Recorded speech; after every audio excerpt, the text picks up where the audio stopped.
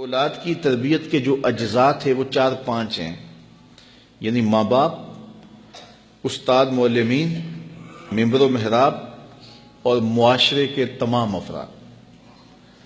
لیکن معاشرے نے دست برداری کا اعلان کر دیا۔ لوگ کہتے ہیں جی کسی کو کہنے کا دور ہی نہیں رہا۔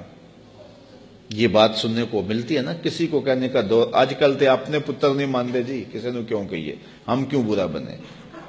تو معاشرے نے جو ہے وہ دست برداری کا اعلان کر دیا۔ سکولوں میں، کالجوں میں، یونیورسٹیوں میں استاد، پروفیسر وہ بھی کہتے ہیں جی بس وہ تو ہمارے پاس آ کے پیریڈ پڑھ لیں تو یہ بڑی غنیمت ہے۔ آج کوئی دور ہے کسی کو بات کرنے کا؟ تربیت سے انہوں نے بھی ہاتھ اٹھا لیا۔ مسجد و محراب کے ممبر، انہوں نے بھی دیگر موضوعات اختیار کر لیے اور انہوں نے تربیتی امر یہ بھی چھوڑ دیا۔ رہ گئے اب ماں باپ۔ تو سارے ماں باپ اتنے زیرک اور سمجھدار نہیں ہوتے کہ وہ حکمت کے ساتھ کر سکیں، لیکن جب باہر سے غلط تربیت مل رہی ہو اور معاشرہ ہی جو ہے وہ اس خرابی میں جکڑا ہوا ہو تو ماں باپ کی محنت ضائع چلی جاتی ہے۔ باہر سے بچے جو چیزیں اخذ کر کے آتے ہیں تو وہ ماں باپ کو تو سمجھتے ہیں کہ یہ ان کو کیا پتا، یہ تو دکیا نوز ہے، یہ تو پرانے ذہن کے لوگ ہیں، انہیں کیا پتا۔ تو وہ ماں باپ کی بات نہیں مانتے، شوخ چشم ہو جاتے ہیں، گستاخ اور بے ادب ہو جاتے ہیں۔ اللہ تعالیٰ کسی کو توفیق دے دے اور وہ ماں باپ کی بات مانے اور شرم کریں، حیا کریں، کوئی غیرت ان میں ہو تو وہ ماں باپ کی بات مان لیں تو اچھی بات ہے۔ اب پورے معاشرے نے مل کے اپنی نسل کی تربیت کرنی تھی، اور یہ جو رویہ کہ ہمیں کیا لگے جی، اپنے گھر کو چھاج بجائے یہ چلنی، کسی کو کہنے کا دور رہا ہے۔ میرے حضور نے ارشاد فرمایا کہ کچھ لوگ مل کے سفر کر رہے تھے اور کشتی میں اپنی اپنی جگہ انہوں نے مقرر کر لی، اپنا بستر لگا لیا۔ ایک آدمی کشتی میں سوراخ کرنے لگ جاتا ہے اپنی جگہ پہ، تو سارے اگر یہ کہیں کہ ہمیں کیا لگے اپنی جگہ پہ کر رہا ہے، تو تھوڑی دیر کے بعد جب سوراخ ہوگا تو نیچے سے پانی آئے گا جس سے وہ سوراخ کرنے والا بھی ڈوبے گا اور یہ ساتھ بیٹھنے والے بھی ڈوب جائیں گے، پوری کشتی ڈوب جائے گی۔ اب ان کا حق کیا ہے کہ اسے غصہ لگے یا اسے ناراضگی ہو یا وہ خوش ہو، اس کا ہاتھ پکڑے، اس کو روکیں کہ تم غلط کر رہے ہو۔ یہ نہ کہیں کہ اپنے گھر کو چھاج بجائے یہ چھلنی، ہمیں کیا لگے۔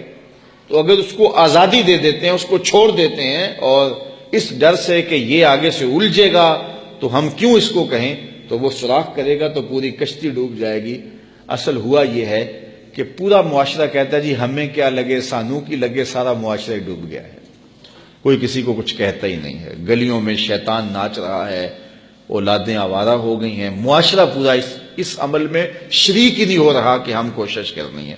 اگر میں کسی کے بچے کو سمجھاؤں گا تو کوئی میرے بیٹے کو سمجھائے گا، لیکن جب میں نہیں کروں گا تو کوئی میرے لیے نہیں کرے گا۔ تو پھر ایک دوسرے نے مل کر کے جو معاشرہ تعمیر کرنا تھا اور اچھی نسل کی تشکیل کرنی تھی وہ عمل رک گیا۔ ایک مسلم معاشرہ ہمیں جو بتاتا ہے وَتَوَاصَوْا بِالْحَقِّ، حق کا تواصو، حق کی وصیت، یعنی بچہ گھر ہو تو ماں کہے، باپ کہے، بڑا بھائی کہے، ہمسایہ بات کرے، گلی محلے کے اندر کوئی بوڑھا ملے تو وہ نصیحت کرے، اور اس کے بعد سکول گیا ہے تو استاد نصیحت کرے، مسجد میں گیا ہے تو امام مسجد نصیحت کرے۔ تو جب نصیحت کا یہ تسلسل ہوگا تو ہو نہیں سکتا ہے کہ بچہ سدھرے نہ سنورے نہ، لیکن 10 خراب کرنے والے ہوں، ایک صحیح کرنے والا ہو تو کبھی صحیح نہیں ہوتا۔